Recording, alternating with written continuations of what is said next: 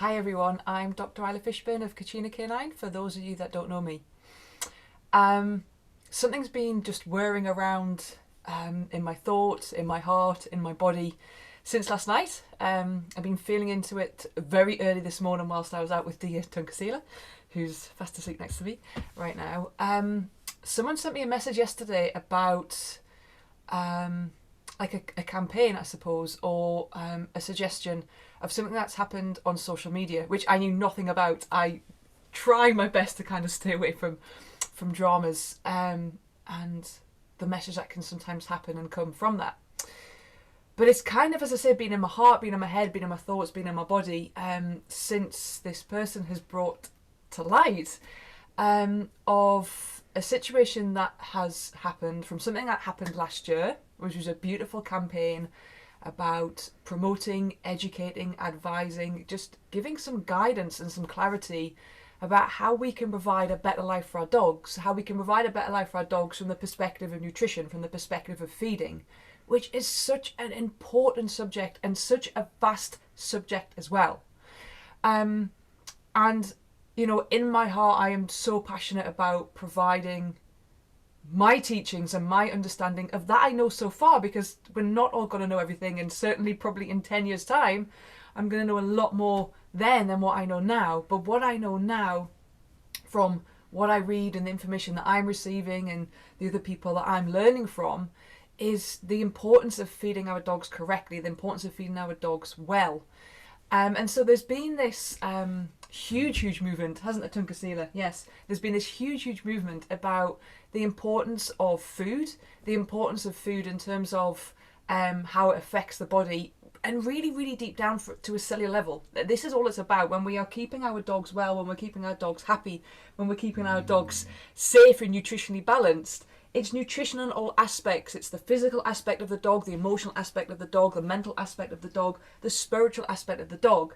And from a physical perspective, from a biological perspective, when we are striving to support our dog, to keep our dog happy, to keep our dog well, from a nutritional perspective, what we want to be doing, what we want to be achieving, what we want to be administering is that we are feeding our dog's cells well. We are feeding our dog cells correctly. And this is what we know. We know that through the food, the very food that we eat ourselves, the very food that we feed our dogs, that literally can change and influence gene expression.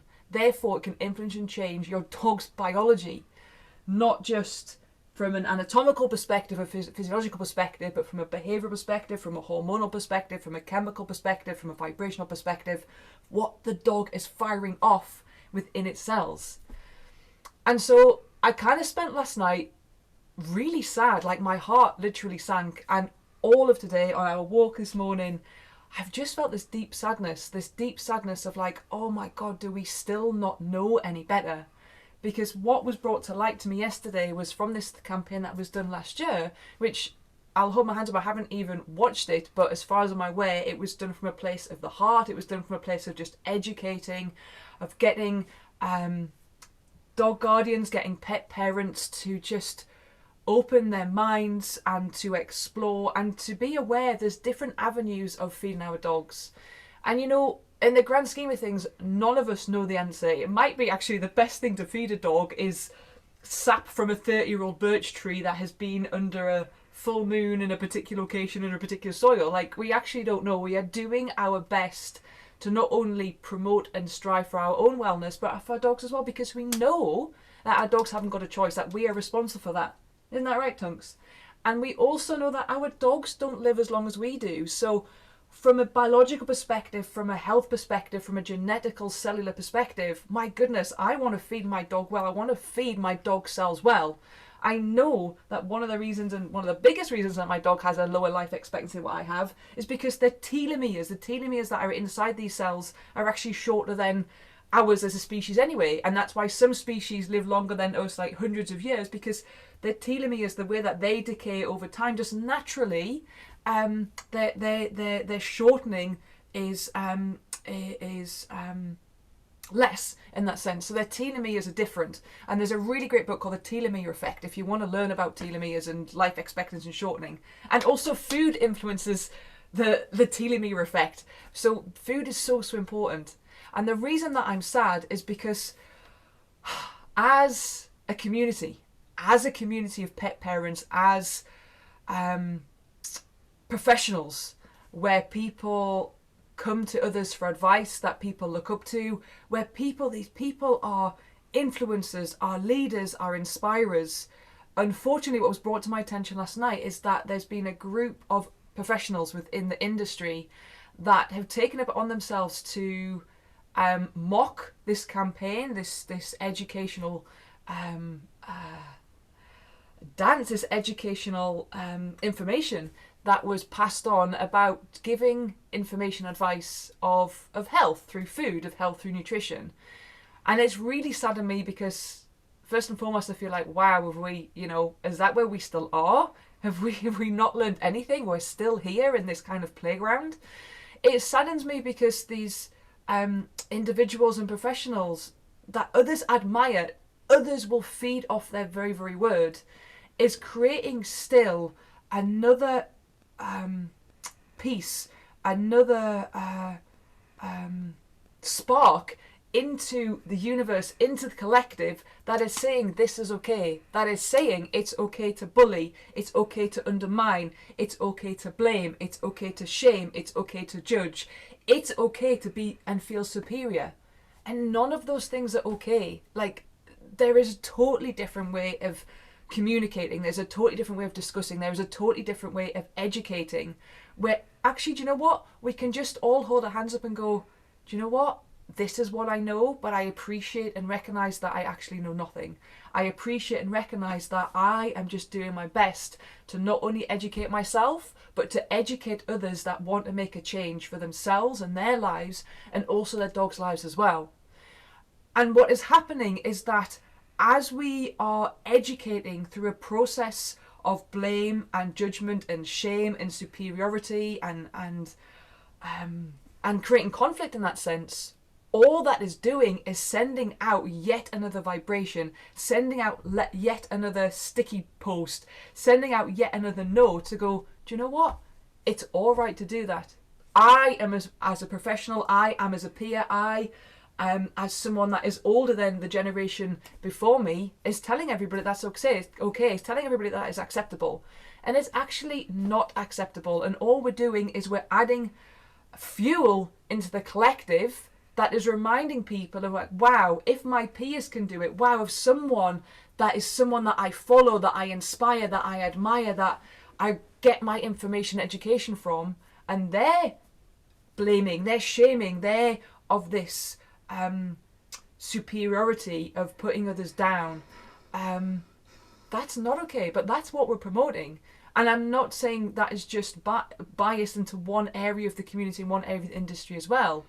I know people on my side of the field where I do promote a raw food diet, I do promote a fresh food diet, I do promote a diet that is best for the dog as an individual. And you know what? Sometimes it's not raw food. Sometimes because of the dog's age, because of sometimes of the dog as an individual, sometimes because of the season, it's not appropriate to feed that dog raw, or the dog it's not capable and comfortable of absorbing, digesting, assimilating, breaking down and communicating with that food. Isn't that right, Tunks?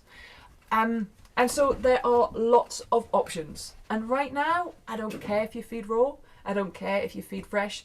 I don't care if you feed kibble. If right now that is your belief, if right now you're like, wow, I am so scared to feed anything else, I'm so scared about what to do, or this is my current knowledge, this is the current information I have, I don't care about that, because you're still doing it from a place of curiosity, of wonder, of like, I still don't have all the answers. And this is the beauty of, this is kind of where I want us to be collectively, to work together as a community, to work together as an industry, to work together as a unit, where our ethos is through our own understanding and all of our knowledge to improve the life of our dogs. And from that, to have an open mind, to be like, your belief is very different to my belief. Tell me, why do you think that is so? And I can learn from it, and I can go, I never thought of it that way before. Thank you for sharing. I'm going to go off and explore some more. Or we can go, wow, do you know what? Yeah, okay, I really hear from your perspective why that might be so. But let me share with you my perspective and my knowledge and my teachings. Because this is what it's all about. Everything that we are feeding physically, everything that we're feeding, whether it's thoughts, whether it's food, whether it's blame and judgment, it all goes into the collective. It all goes into the universe. And so for every time we are throwing in anger, every time we are throwing in superiority, every time we're throwing in judgment out there, that creates, like, that connects to this hub. Like, even there is space here, like this is space, right? But there are vessels, these tiny little kind of, almost like a nervous system, and these little tendrils, dendrites, whatever we want to call them, that are connecting me to you, to my dog, to everything, to all of life. And so when we send that out, we are energetically and vibrationally sending that message out to everything and everybody to go, it's okay. It's okay to be like this. And so what I really would like is there to just be more compassion.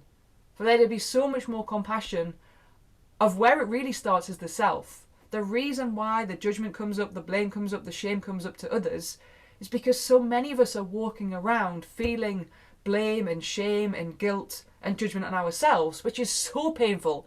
It's so painful that we're like, I want to pass that on to somebody else. It can't possibly be me, or I feel enough shame as it is myself. I don't want to take any more shame, so I'm going to pass it on to somebody else. And that is not okay. It's not okay for us to be passing it on to anybody else. And it's not okay for us to be feeling like that anyway. Like, we are all deserving to have so much love for ourselves, to recognize and have recognition of the love that we have for ourselves, and therefore through compassion, the love that we have for others.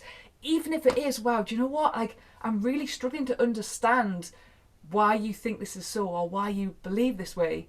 We have an open mind to at least hear it from a place of coherence, from a place of compassion, from a place of sincerity. Go, wow, I am really hearing your words, and I'm really soaking them up, and I'm really understanding them.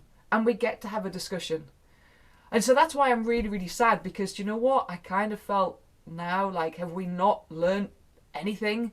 Are we not better? Have we not learned from those that came before us? Are we not understanding that what we do now is setting footprints, is setting a trail for those that come after us, our generations that are literally, on social media a lot more than what we probably are, a lot more than what I am.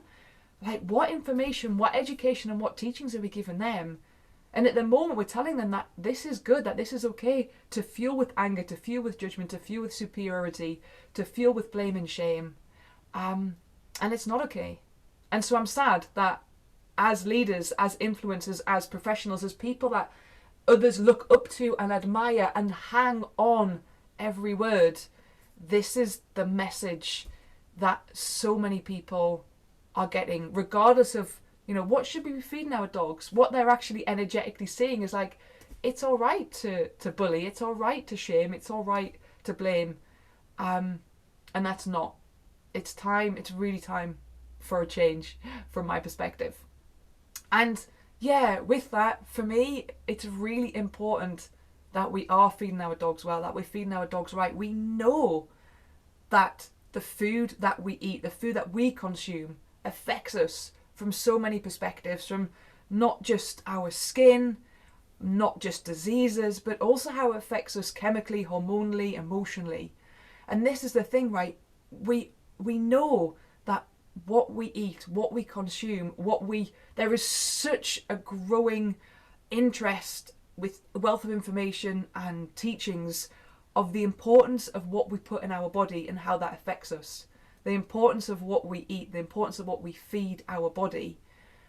Yet, what we should also be looking at, the importance of what we feed from an emotional perspective, the importance of what we feed our body from the words that we speak and the thoughts that we have about ourselves and others, because that is also nourishment. That is also food. It's just in the form of a vibration. It's in the form of an energy.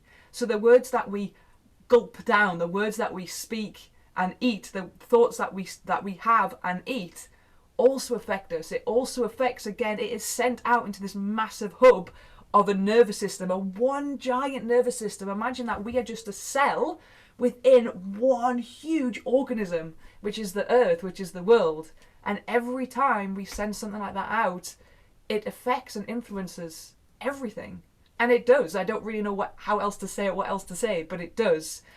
And I just wanted to share that today because I didn't really know how else to get it across, of just really the deep sadness I feel that there is totally another way. And yeah, the importance of feeding our dogs well, but from that perspective of not blaming anybody and not blaming yourself or shaming yourself, of like, do you know what, right now, like, I am feeding my dog a dry food, or I am feeding my dog a food that is processed, because right now I'm exploring the options, or right now I'm really undecided, or right now I'm in so much fear, or right now that's what I believe to be the right answer. Then that is fine, as long as we have an open mind to be like, wow, there are other options to explore and I did not know that. Oh wow, there are other options to explore, but I don't want to because I'm scared of being blamed, I'm scared of being shamed, or I don't want to because this is what I believe and therefore I am right. That is just an old belief system.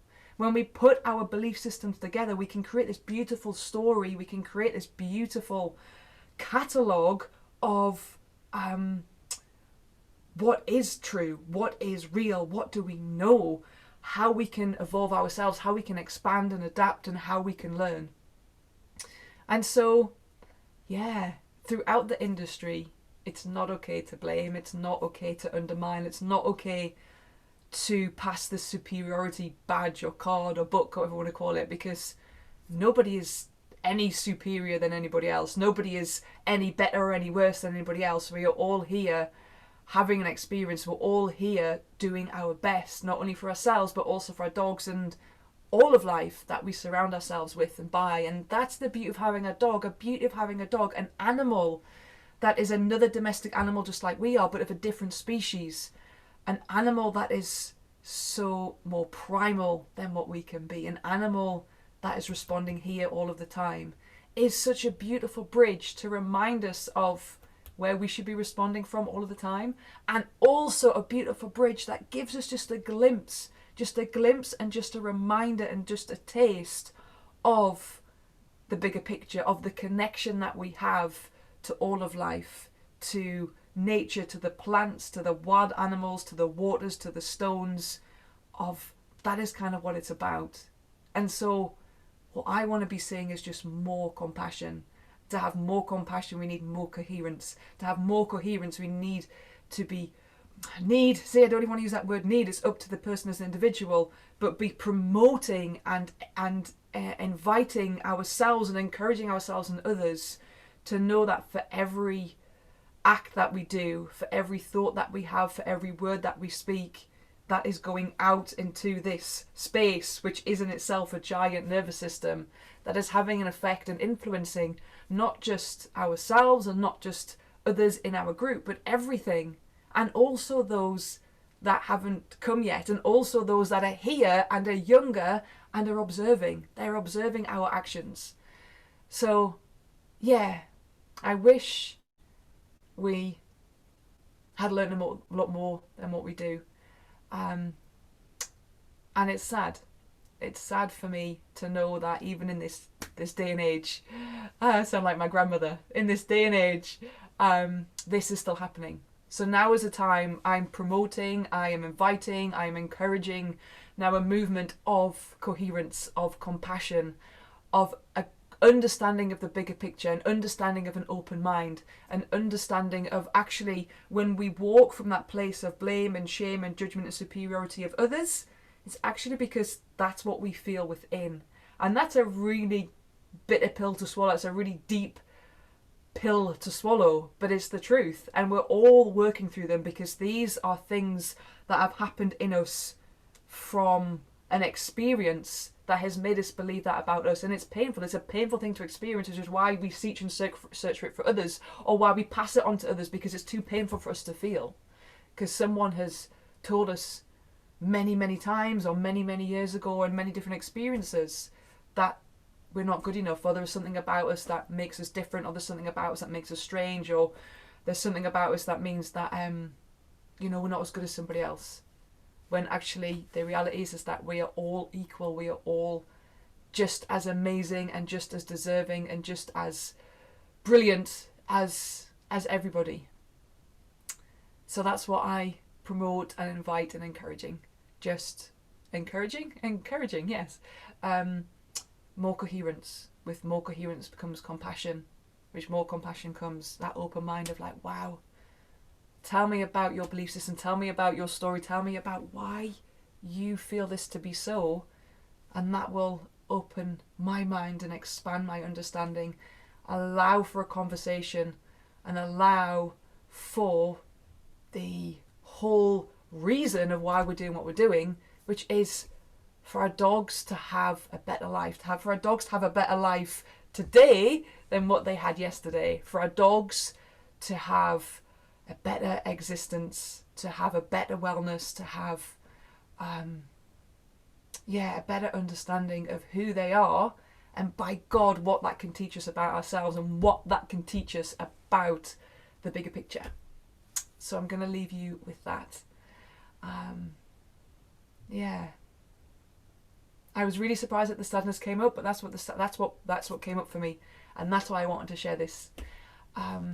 So I leave you with that. I leave you with a heart full of compassion, a heart full of coherence from myself to you, from myself to your dog, and a heart full of love, love of the self and love of others. So let's look at this as a lesson. Let's look at this as a teaching, and let's see how we can turn it around, flip it upside down, and send it back out, projecting coherence, projecting compassion, projecting a change. Many blessings to you all.